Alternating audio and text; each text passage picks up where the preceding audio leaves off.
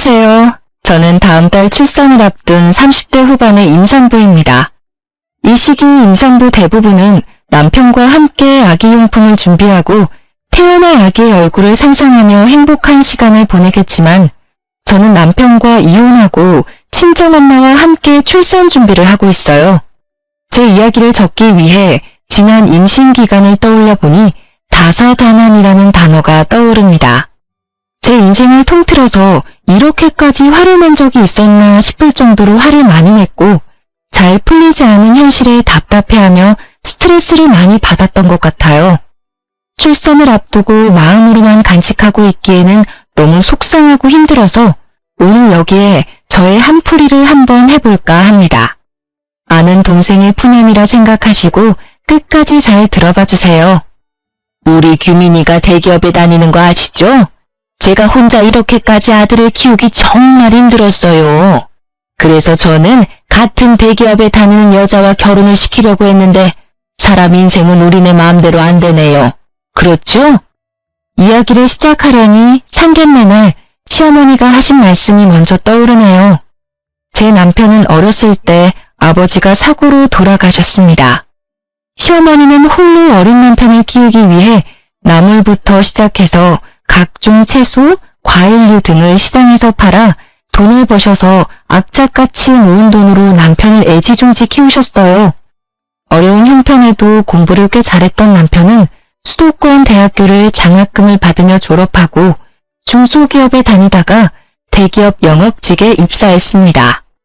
반면에 저는 중소기업을 운영하시는 아빠 덕에 부족함이 없이는 자랐지만 공부에는 영 소질이 없었어요. 그래도 대학교는 입학해봐야겠다는 생각에 4년제 대학교에 진학했고 졸업한 뒤 친정아빠의 회사 격리부서에서 일하다가 친구의 소개로 남편을 만나게 되었죠. 남편과 저는 성격이 정반대였습니다. 저는 제 생각과 의견을 확실히 말하고 따질 건 따지는 성격이었지만 남편은 조심스럽고 자기 생각을 잘 말하지 않는 성격이었어요. 특히 시어머니의 말은 절대적으로 따르는 사람이었습니다. 저는 남편의 그런 모습이 가정적으로 보였어요. 그러나 친정 부모님의 생각은 달랐습니다. 상견례 내내 자기 아들 자랑하기에만 바쁜 시어머니, 그리고 시어머니의 말씀에는 무조건 순종하는 남편의 모습에 결혼을 반대하셨어요. 그때 부모님의 말씀을 듣고 결혼을 하지 말았어야 했는데 사랑의 콩깍지가 제대로 씌워진 저는 그 당시에 애타는 부모님의 마음이 하나도 보이지 않았습니다. 상견례를 마치고 집에 온 부모님은 걱정스러운 표정으로 저에게 한마디를 하셨어요. 너 꼭 이 결혼해야겠니? 엄마는 아무래도 너가 그 집으로 시집가면 시어머니와 남편의 등살에 너무 힘들 것 같아. 에이 엄마, 나 못 믿어? 그동안 회사 사람들이나 거래처 직원들이랑 트러블이 있을 때도 대화로 잘 해결했잖아. 걱정하지 마. 우리 딸이 잘할 거라고 믿기는 하지만 그래도 회사 생활과 결혼 생활은 달라. 엄마는 너가 결혼하면 너무 고생할 것 같아. 너 시어머니 될 사람 말이다. 상견례 때만 해도 아들 자랑에 정신없는데 결혼하면 더 하지 않겠니? 엄마 말이 맞아. 아무리 내 자식이 제일 멋지고 잘나 보여도 그렇지 어떻게 상견례 자리에서 그렇게 아들 자랑만 한다니? 솔직히 우리는 너가 원하지 않는다면 결혼 굳이 시키지 않을 생각이다. 부모님은 끝까지 시댁에 대한 좋지 않은 감정을 드러내시며 결혼을 반대하셨지만 그래도 저는 저 자신이 똑부러지고 현명한 사람이라는 착각 속에 빠져 잘할 수 있다고 고집부렸어요. 결국 부모님은 마지못해 우리의 결혼을 허락하셨습니다. 이렇게 우여곡절 끝에 결혼식을 마치고 2주가 지난 주말이었어요. 남편은 회사에 밀린 일이 많다며 출근을 했고 저는 그날따라 너무 피곤해서 낮잠을 자고 있었습니다. 한참 단잠을 자는데 누군가가 문을 두드려서 나가보니 시어머니가 오셨더라고요. 진화야, 너는 남의 돈 벌어먹는 것이 얼마나 힘든 일인 줄 아니? 너는 그동안 너네 아빠 회사에서 마음 편하게 생활했겠지만 우리 규민이는 아니란다. 오늘만 해도 너는 주말이라고 낮잠을 자지만 우리 아들은 회사에 출근해서 돈 벌고 있잖아. 얼마나 힘들겠니? 그러니까 네가 규민이 아침밥도 잘 챙겨주고 내조도 잘 해주고 해라. 아침밥이요? 규민이 아침에는 소화 잘 안 된다고 뭐 안 먹던데요. 규민이가 뭐니 규민이가. 너가 규민이랑 동갑이라고 해도 어른들 앞에서는 규민이가 아니라 여보나 당신이라는 호칭을 붙이고 존댓말을 써라. 이제 가장인 남편한테 반말이 가당키나 하니? 규민이는 너한테 존댓말 안 쓰더라도 너는 가장인 남편에게 당연히 존댓말을 써야지. 그리고 나는 규민이의 아침을 챙겨주지 않았지만 너는 규민이가 밥을 먹든 안 먹든 무조건 아침밥 챙겨. 넌 규민이 마누라잖아. 시어머니는 자신도 챙겨주지 않은 아침밥을 제게 챙기라고 상하였습니다. 게다가 동갑인 남편에게 존댓말을 쓰라니 그저 황당했어요. 무슨 동갑끼리 존댓말을 써요. 서로 쓰는 것도 아니고 저만 일방적으로 남편에게요? 그리고 어머니도 챙겨주시지 않았던 남편 아침밥을 제가 왜 챙겨야 해요? 만약에 제가 일하지 않고 남편이 앞으로 아침을 먹겠다면 모르겠지만요. 저도 회사에 출근해야 하고 남편도 먹지 않은 아침밥을 제가 왜 해야 하는지 저는 이해가 안 가요. 어머 얘 좀 봐라. 너 지금 나한테 말대꾸하는 거야? 생각을 해봐라. 우리 아들은 대기업에서 일하고 너는 구멍가게 같은 회사에서 일하고 있잖아. 거기서 돈 벌어봤자 뭘 얼마나 번다고 우리 아들 아침밥도 못 챙겨주니? 그리고 요새 같은 어려운 시기에 대기업에 입사해서 긴 시간 잘 버티는 게 어디 쉬운 줄 알아? 그니까 우리 아들이 앞으로 스트레스 받지 않고 회사 일만 잘할 수 있도록 고분고분하게 내줘야란 말이다. 시어머니의 말처럼 요새 같은 어려운 시기에는 대기업에 입사하기도 어렵고 어찌어찌 입사했다 쳐도 잘리지 않고 무사히 다니기가 쉽지 않다는 것은 잘 알고 있습니다. 그런데 제 남편 사실 회사에 다닌 지 2년밖에 되지 않았어요. 대학교 졸업 후 원하던 대기업에 취업이 되지 않아 중소기업에서 일하다가 우연히 대기업에 입사하게 된 것이었습니다. 물론 그것도 대단한 일이긴 하죠. 하지만 고작 2년 다녀놓고 엄청나게 오래 다닌 것처럼 떵떵거리며 말씀하시는데 기가 막혔습니다. 누가 들으면 어머니 아들 10년 일한 줄 알겠어요. 2년밖에 일 안 했으면서. 그리고 제가 한마디 더 하자면요. 저희 아빠 회사 구멍가게 아니에요. 물론 대기업만큼 크지는 않지만 그래도 이렇게 무시당할 만큼 작은 회사는 아니라고요. 뭐라고? 시어미한테 이게 무슨 말버릇이니? 지금이 조선시대였으면 말이다. 대기업에 다니는 우리 아들은 양반이고 구멍가게 같은 너네 아빠 회사에 다니는 너는 노비, 종이었다 이거사. 양반집에서 노비 같은 너를 받아줬으면 그냥 가만히 하라는 대로 할 것이지 어디 눈을 부라리고 시애미한테 말대꾸야? 어머니가 저희 친정 구멍가게 수준이라고 무시하시니까 그러죠. 그리고 지금 시대가 어느 시대인데 직장에 따라 사람을 평가하고 나눈답니까? 밖에서 그런 이야기하고 다니시면 사람들이 어머니 욕해요. 그러니까 절대 앞으로 그런 식으로 이야기하지 마세요. 아무리 시대가 변해도 보이지 않는 사회에 계급이 있는 거야. 알겠니?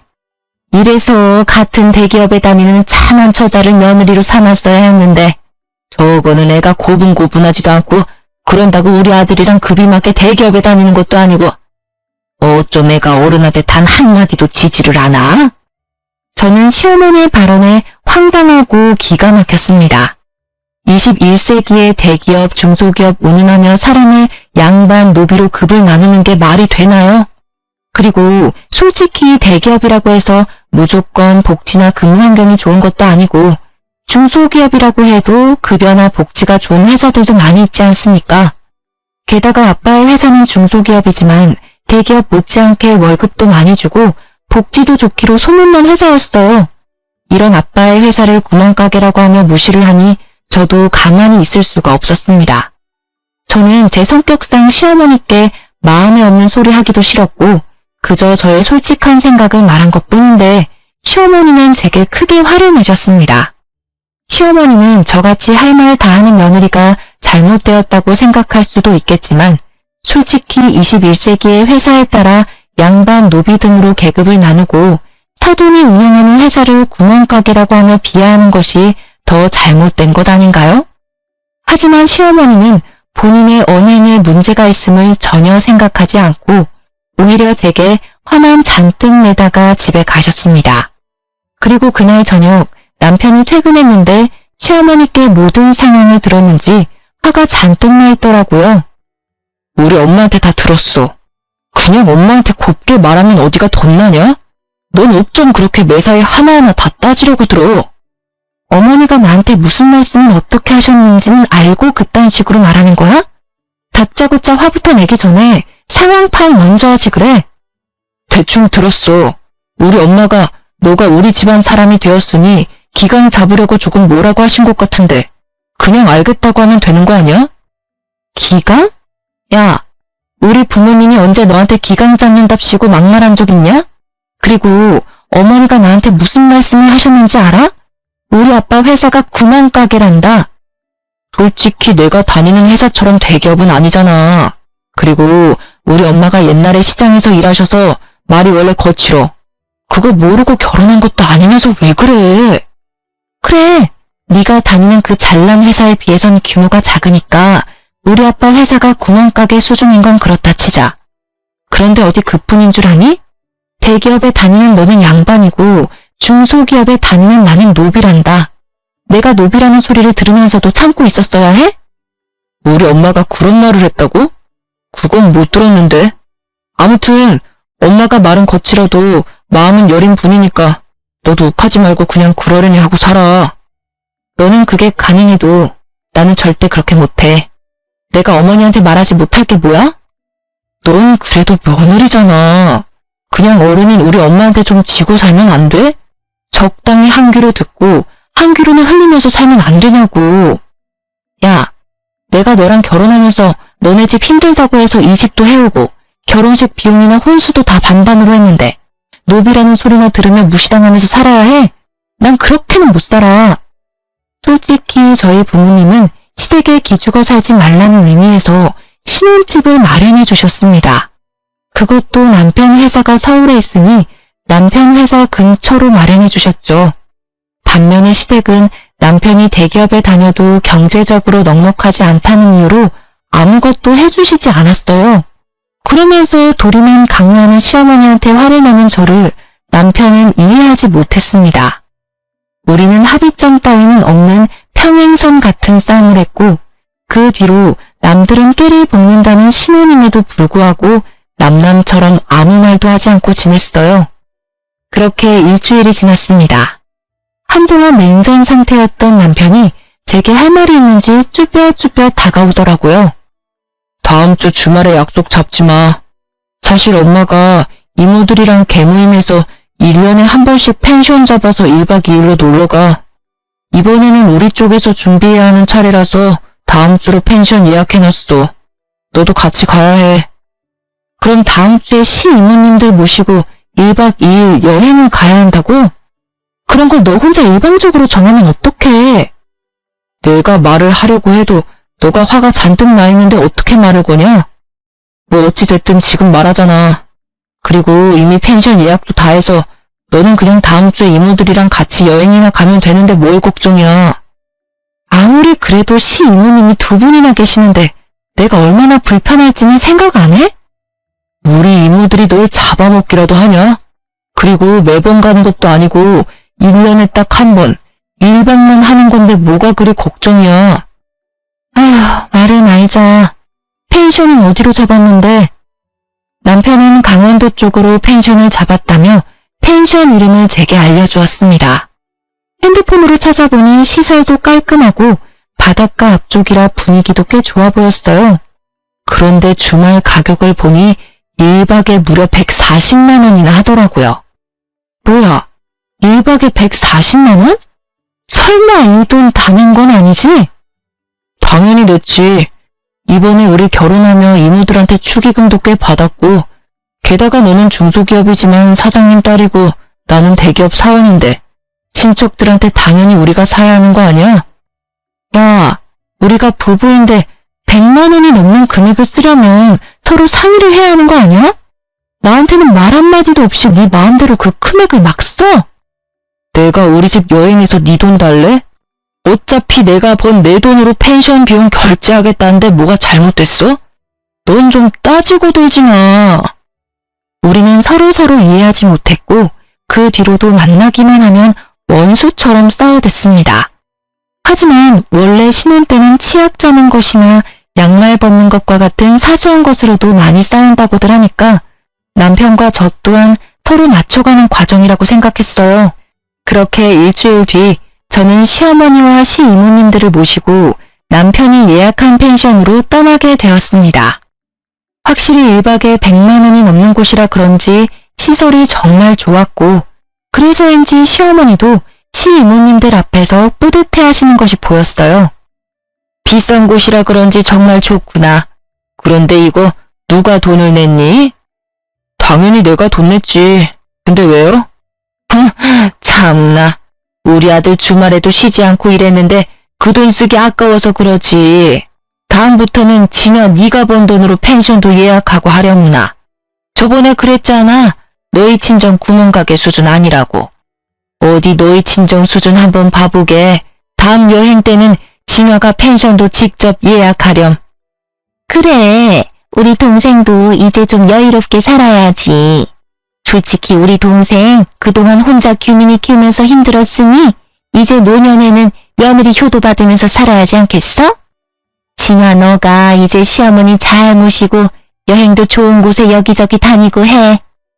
맞아, 진아야. 우리 엄마 고생 많이 하셨으니까 이제 우리 엄마한테 효도하면서 살아. 가재는 개편이라더니 시이모님들과 남편은 하나같이 시어머니한테 효도해야 함을 강조하셨습니다. 물론 시어머니가 그동안 혼자서 많은 고생하신 것은 충분히 알겠으나 그 고생을 하며 남편을 키운 거지 저를 키운 건 아니잖아요.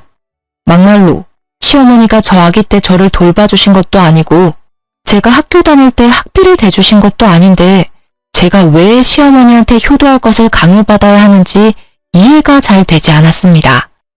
시간이 벌써 6시네. 배고프다. 얼른 저녁 먹자. 며느리야, 너 이름이 뭐였더라? 아무튼 얼른 고기 굽고 해라. 제 이름 진화야, 이진화. 진화야, 다들 배고프니까 얼른 준비해라. 아들은 운전하느라 피곤했지? 방에 들어가서 좀 자고 있어. 밥 다 되면 내가 부를게. 알았어. 운전했더니 피곤하긴 하네. 그럼 나 조금만 잘 테니까 밥 다 되면 불러줘. 시어머니는 남편에게는 방에 들어가라고 하고 제게는 저녁상을 준비하라고 시키셨습니다. 솔직히 저희 친정은 항상 다 같이 식사를 준비하고 여행 왔을 때는 아빠가 거의 요리를 하셨거든요. 그런데 아무도 일어나지 않고 제게만 이것저것 음식을 시키며 빨리 밥을 달라고 재촉하셨습니다. 솔직히 기분이 좋지는 않았지만 그래도 시어른들을 모시고 처음으로 여행을 온 것이니 잘 보이고 싶은 마음에 저 혼자 저녁을 준비를 했어요. 아직도 멀었니? 우리 백가죽이 등에 붙겠다. 저 혼자 하려니 시간이 늦어지네요. 많이 배고프시면 어머니도 오셔서 좀 도와주시겠어요? 지금 며느리가 시어머니한테 일을 시키는 거야? 요새 참 세상이 편해졌나 보네. 나는 젊을 때 시어머니 말에 찍소리도 못했는데. 시어머니와 시이모님들은 배고프시다면서 손 하나 까딱하지 않으셨고 결국 저 혼자 모든 음식을 준비해야 했습니다. 얼추 준비가 다 되자 시어머니는 방에서 자고 있던 남편을 불렀어요. 저는 제가 모든 준비를 했으니 남편이 고기를 구워줄 것이라는 생각에 남편에게 집게와 가위를 건넸습니다. 진아야, 뭐하니? 얼른 고기 구워. 설마 고기 우리 아들이 구우라고 집게를 건네는 거야? 우리 아들 여기까지 운전하고 와서 피곤해. 그러니 너가 하렴. 시어머니는 당연하다는 듯 저에게 고기 굽기를 시키셨고 분위기상 어쩔 수 없이 제가 불판 앞에 서게 되었습니다. 고기를 굽는데 제게 그 누구 하나 쌈을 싸주거나 고기 한 점 먹어보라고 말하지 않더라고요. 남편이라는 작자 역시 자기 입으로 고기 넣고 술 먹기 바빠 저는 보이지 않는 듯 했습니다. 애미야, 고기가 다 떨어져 가는데 고기 아직 멀었니? 얘가 왜 손이 느리니? 그리고 상추도 다 떨어졌으니 좀 씻어오느라. 쌈장도 없다. 쌈장도 덮어와. 오는 길에 소주도 부탁해. 그 자리에 있는 모두는 저를 여기서 일하는 직원 정도로 생각하는 것 같았고, 순간 저는 여기서 이런 사람들을 위해 왜 고기를 굽고 있어야 하는지 모르겠더라고요. 너무 화가 난 저는 집게를 내려놓고 그들에게로 다가갔습니다. 저는 직원이나 도우미로 온 것이 아니에요. 왜 저만 고기를 굽고 잔심부름을 해야 하죠?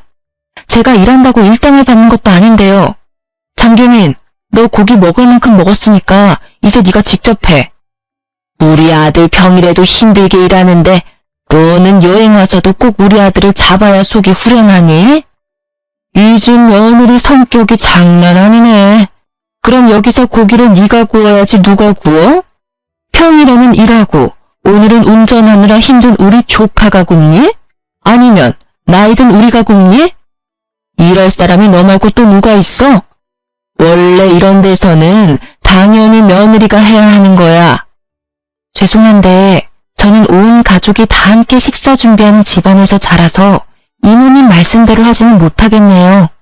그리고 자꾸 남편은 평일에 일하느라 바쁘다고 하시는데 저도 평일에 일하느라 바쁘고 피곤해요. 그래봤자 너네 부모님이 운영하는 코딱지만한 회사인데 거기서 일해봤자 무슨 일을 얼마나 한다고. 야, 원래 며느리는 시댁에서 일하는 사람이야. 알아알지도 못하면서. 빨리 네 자리 가서 고기나 구워. 분위기 깨지 말고. 저는 이런 대우 받으며 이 자리에 더는 못 있겠네요. 그리고 제가 여기 있어서 분위기가 깨지는 것 같으니 저는 집으로 가겠습니다. 저 빼고 가족끼리 좋은 시간 보내세요. 참, 밤이라서 버스가 없으니 제가 자동차 끌고 갈게요. 내일 새벽부터 버스 다닐 테니까 알아서 버스 타고 오세요. 저는 방에 들어가 제 짐과 차 키를 챙겨 펜션을 나왔습니다. 남편과 시어머니는 저를 붙잡으려 했지만 화가 잔뜩 난 저는 도무지 그 자리에서 1분 1초도 같이 있을 수 없었어요. 아무리 며느리이고 어른을 공경해야 하는 젊은이라고는 하지만 저를 가족이 아닌 직원 정도로 보는 사람들과 저의 황금 같은 주말을 보내기는 싫었습니다. 집으로 가는 길에 남편과 시어머니가 돌아가며 전화를 수십 통을 했지만 저는 받지 않았어요. 그렇게 2시간 정도 달려 빈 신혼집에 도착한 저는 혼자 맥주 한 캔을 먹고 잠이 들었습니다. 그리고 다음날 밤이 다 돼서야 남편이 화를 잔뜩 내며 집에 왔어요. 야, 집에 가려면 그냥 갈 것이지 차는 왜 가지고 가? 너가 차 가지고 가는 바람에 이모님들이랑 엄마 짐 들고 오느라 얼마나 힘들었는지 알아? 그건 그렇고 우리만 고기 먹은 게 그렇게 속상했어? 고기 좀 적게 먹은 게 여행 다 때려치우고 올 만큼 화를 낼 일이냐고. 너가 방에 가서 잘 동안 나는 계속 일했어. 가자마자 짐도 제대로 못 풀고 상추 씻고 고기 굽고 있었다고. 고깃집 직원처럼. 고깃집 직원은 차라리 일당이라도 받지. 나는 뭐야? 고기 너만 구운 게 그렇게 억울하고 속상했냐? 그래, 그럼 일당 줄게.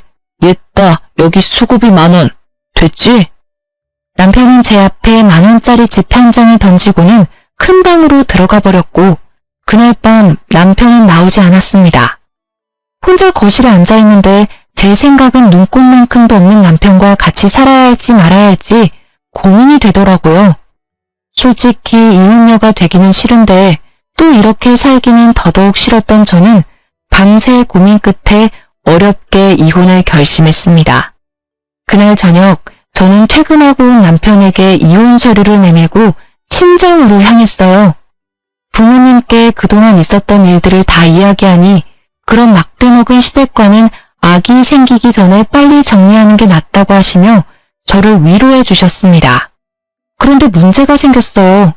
유달리 몸이 피곤하고 이상해서 혹시나 하는 마음에 임신 테스트기를 해보니 아기가 생겨버린 거예요. 병원에서 확인해보니 6주 차였고 아기의 심장 소리를 들으니 뭔가 마음이 뭉클해지고 눈물이 핑 돌더라고요. 사실 그때까지도 저는 남편과 시댁에 화가 많이 나서 이혼하고 싶은 생각뿐이었습니다. 그런데 아기가 생기니 편부모 밑에서 클 아기가 걱정되어 감히 이혼을 선택하지 못하겠더라고요. 난 이 아기를 아빠 엄마가 다 있는 온전한 가정에서 잘 키우고 싶어. 그런데 시어머니가 나를 가족이 아닌 마음껏 부려먹어도 되는 사람 정도로 생각하시고 우리 친정을 무시하는 것이 정말 기분이 나빠. 솔직히 입장 바꿔 생각하면 너라도 그러지 않겠어? 뭐 기분이 좋지는 않겠지. 그래서 말인데 나 임신할 기간만이라도 스트레스 받지 않게 너가 중간 역할 좀 잘 해줄래? 시어머니가 나한테 친정 무시하는 발언하지 못하도록 너가 좀 도와줘야겠어. 우리한테 온 이 아기 지켜야 하잖아. 내가 무슨 수를 어떻게 돕길 바라는데? 임신 기간만이라도 시댁과 연락 끊고 살자. 너는 전화하든 말든 상관없지만 명절 제사 등의 집안 행사 때 나는 가지 않을 거야. 앞으로 어머니한테 오는 전화도 받지 않을 거고. 그렇게 할 수 있게 너가 좀 도와줘. 저는 효자 남편이 저의 부탁을 들어주지 않으면 어쩌나 걱정했지만 그래도 아기를 위해서라고 하니 순순히 제 뜻을 따라주었습니다. 앞으로는 시어머니와 제 사이에서 중간 역할 잘하겠다고 굳게 약속까지 했어요. 그런 남편을 저는 믿었고 한동안은 나름 행복했습니다. 그렇게 임신 5개월 정도가 되었어요. 그날 남편은 친구들을 만나러 나갔고 저는 주말이라 부모님과 함께 집에서 쉬고 있었습니다. 밥을 먹고 거실에 앉아 과일을 먹는데 그다지 반갑지 않은 전화가 왔어요. 바로 시어머니였습니다. 저는 전화를 받지 않으려고 했지만 계속 전화를 하시는 통에 어쩔 수 없이 받았어요. 야, 너는 아무리 임신을 했어도 그렇지 어떻게 시어머니한테 전화 한 통 없냐? 너 지금 나랑 연락 안 한 지 무려 6개월 넘었어. 정말 연 끊고 살 거야? 규민이한테 다 들었다. 너가 임신 기간에 나랑 연락 끊고 싶다고 했다길래 화가 많이 났어. 어디서 며느리가 시어미한테 연을 끊자는 이야기를 해? 하지만 그래도 너가 유산할 수도 있는 임신 초기니까 그냥 참았어. 그런데 이제 어느 정도 안전 게 아니니? 그럼 알아서 죄송합니다 하고 연락을 해야지. 화가 난 시어머니의 목소리가 어찌나 큰지 스피커폰으로 하지 않아도 옆에 계시던 부모님께 똑똑히 잘 들릴 정도였습니다. 이어서 시어머니는 저에게 하지 말아야 할 소리를 하시기 시작하셨어요. 야, 네 뱃속의 자식 딸이야 아들이야? 딸이면 굳이 필요 없으니까 지워버리고 아들이면 출산해라. 알겠니? 요새는 아기 지으면 불법이에요. 어떻게 그런 소리를 아무렇지도 않게 하세요? 너는 꼭 내가 한마디 하면 100마디는 하려고 하더라. 그냥 좀 시어미 말에 토달지 말고 내 할 수는 없는 거야? 그리고 요새 젊은 사람들 아기 낳고 지 부모한테 자기 아기를 맡긴다더라. 나는 절대 그렇게 못하니까 애기는 네가 회사를 때려치우든지 해서 네가 직접 봐. 어린이집도 보내지 말고 네가 직접 보라고. 알겠어? 안 그래도 저 어머니한테 제 아기 부탁할 생각 전혀 없었어요. 그러니 걱정하지 마세요. 뚫린 입이라고 말은 잘도 짓거리는구나. 시어머니는 저에게 막말하시기 시작하셨고 옆에서 듣고만 있던 아빠는 속이 상하시고 화가 많이 나셨는지 제 전화를 빼앗아 가셨습니다. 사돈, 지금 임신한 아이한테 이게 뭐하는 짓입니까? 이러니 우리 딸이 시댁과 연을 끊자는 이야기를 하지. 딸이면 지워버리라고요? 어떻게 사람이 그런 말을 한답니까? 정말 무식하군요. 이봐요. 지금 말 다 했어요? 뭐? 무식? 그럼 당신의 딸내미는 임신했다고 시어미랑 연락 끊고 살자는 게 잘하는 짓이에요? 솔직히 사돈이 진아에게 해준 것이 뭐가 있습니까? 결혼한다고 지불해준 것도 아니고 그 흔한 반지 하나 해준 것도 아니잖아요. 그저 부려먹으려고만 하면서 막말이나 일삼는데 그게 무슨 시어머니야? 게다가 아직 태어나지도 않은 아기 절대 보지 못한다고 말하는 게 맞다고 생각합니까? 네, 그쪽 말대로 우리 아기 절대로 사돈에게 맡기지 않을 겁니다. 그리고 진아 스트레스 받아서 우리 집 손주 잘못되면 안 되니 제가 진아 돌봐야겠네요. 지금 사는 애들 집 팔고 우리 집 근처로 옮길 거니까 그런 줄 알아요. 뭐라고요? 어디서 지금 결혼한 여자가 친정이랑 가깝게 지내? 거기 경기도잖아. 나는 서울인데 그럼 우리 아들 어떻게 봐? 절대 그건 안 돼. 안 된다고 하면 어쩔 건데요? 그 집 내가 산 집입니다. 집 주인인 내가 집을 팔겠다는데 그쪽이 아기 태어나면 아기 봐줄 것도 아니잖아요. 그러면서 왜 애들 이사를 못하게 해? 거기로 가면 서울에 있는 우리 아들은 출퇴근을 어떻게 하라고요? 옷 좀 자기 딸만 생각하고 내 아들은 자식도 아닌가요? 이봐요. 사위도 자식이야. 나야말로 하고 싶은 소리네요. 이봐요. 며느리도 자식이에요. 세상에 임신한 자식한테 소리 빽빽 지르는 어미가 어디에 있답니까? 아무튼 그렇게 알고 전화 끊습니다. 사실 아빠 회사는 경기도 쪽이고 남편의 회사는 서울이었기에 아빠가 신혼집 구해주실 때 남편의 회사와 가까운 곳으로 일부러 구해주셨습니다. 그런데 시댁에서 이런 식으로 나오니 아빠는 더는 멀리 둬서는 안 될 것 같다며 우리에게 경기도로 이사 오라고 하셨어요. 솔직히 처음에는 홧김에 하시는 말씀인 줄 알았습니다. 그런데 한 달 뒤 친정집 근처에 꽤 괜찮은 신혼집을 구해주셨고 결국 우리는 남편 회사에서 2시간 30분이나 걸리는 곳으로 이사를 하게 되었습니다. 남편은 처음에는 너무 멀다고 반대했지만 집에 대한 지분이 전혀 없기에 찍소리 못하고 따라왔죠. 그런데 출산 3달을 앞두니 배가 많이 나와 점점 힘들었고 집에 있는 남편에게 도와달라고 했지만 남편은 자신도 바쁘다며 신경도 써주지 않았어요. 주말에 친정에서 부모님과 함께 보내고 있는데 시어머니한테 전화가 왔습니다. 니네 부모 옆에서 사니까 좋냐? 너 오늘이 무슨 날인지는 알아? 무슨 날인데요? 어머니 생신도 아니고 남편 생일도 아니잖아요. 네 시아버지 제사이다. 며느리가 돼서 어떻게 그런 것도 모르니? 그니까 얼른 우리 집으로 튀어와. 참, 우리 아들은 너네 아빠 때문에 매일 5시간씩 출퇴근하느라 힘들 테니 반드시 너 혼자 와라. 알겠니? 시어머니는 오늘 제사이니 오라는 말만 하시고 끊으셨습니다. 사실 저는 전날 병원 검진에서 임신성 당뇨에 저혈압이 심하다며 되도록 멀리 다니지 말라는 주의를 들었어요. 그래서 배가 잔뜩 나온 이 몸으로 서울까지 가기에는 무리였습니다.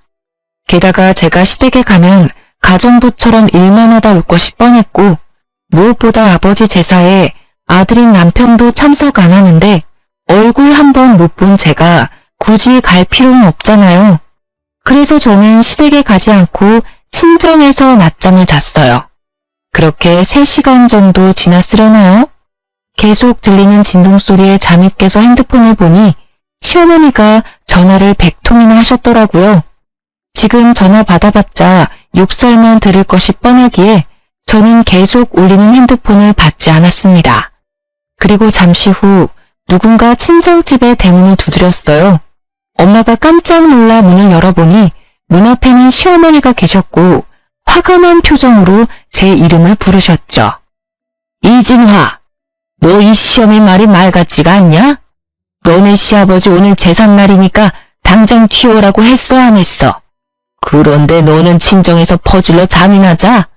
내가 그렇게 우습니? 시어머니는 저의 머리채를 잡고 흔들어댔고 그 모습에 놀란 엄마는 시어머니를 밀쳐냈어요. 다돈, 아무리 그래도 어떻게 임신한 아이 머리를 잡는답니까? 그리고 우리 진아, 지금 몸이 안 좋아요. 서울까지 갈 몸 상태가 아니라고요. 그건 내 알 바 아니고 며느리면 당연히 시댁 제사에 하늘이 두 쪽이 나도 참석해야 할 거 아니야. 이렇게 며느리 도리 못할 거면 이혼해. 나도 너 뱃속에 자식 따위 필요 없다. 이혼이요? 알겠습니다. 이혼할게요. 안 그래도 며느리 집안 노비로 보는 어머니랑 중간 역할 제대로 하지도 못하는 남편 때문에 힘들었는데 잘 됐네요. 아기에게는 아빠와 엄마가 같이 있는 환경이 좋을 것 같아 어떻게든 살아보려고 했었는데 이런 시어머니와 남편 밑에서는 아기가 보고 배울 게 하나도 없겠네요. 시어머니는 제가 덥석 이혼하겠다고 하자 잠시 당황하는 기색을 내비쳤습니다. 그래도 이미 내뱉은 말을 취소할 수는 없겠는지 오히려 더 큰 소리를 내시더라고요. 그래, 잘 됐네. 사실 그동안 우리 아들은 대기업 다니는데 며느리는 이름도 모르는 하찮은 회사 다녀서 부끄러웠다. 이참에 너네 둘이 갈라서고 우리 아들이랑 급이 맞는 대기업 며느리 한번 얻어서 자랑 좀 하고 다녀보자. 대기업 아들의 며느리요? 아들이 말 안 했나 보죠? 어머니, 이를 어째요? 이제 그쪽 아들 대기업 직원 아니에요. 뭐?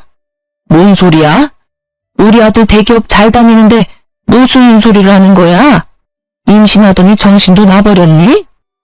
시어머니는 여전히 남편이 대기업에 다니고 있는 줄로만 알고 계셨습니다. 저는 원래 시어머니와 따로 연락을 안 했는데 남편 역시 자신이 회사에서 잘린 사실을 말하지 않았던 것이죠. 어머니, 아니지. 아줌마의 그 대단한 아들이요. 매일 지각해서 회사에서 권고사직 당했어요. 그 잘난 대기업에서 잘렸다고요. 아시겠어요?